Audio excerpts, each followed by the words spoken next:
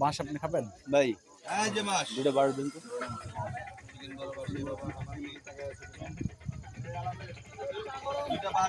দুইটা বাসের চিকেন বলো, বাসের চিকেন বলো, দুইটা বাস দাও এদিকে। এই মামা আপনারা মাছ লাগাই যান কাজে। চিকেন বলছো না।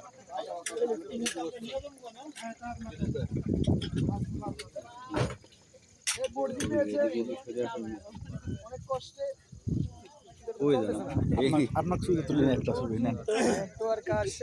মাছ ধরবেন মুড়া অংশের থেকে পিছন দিয়ে খেয়ে ফেলবেন, বুঝছেন? মানে চিকন অংশ থেকে খাবেন। মাছ কিন্তু পিছন দিয়ে খাইতে হবে, মজা লাগবে।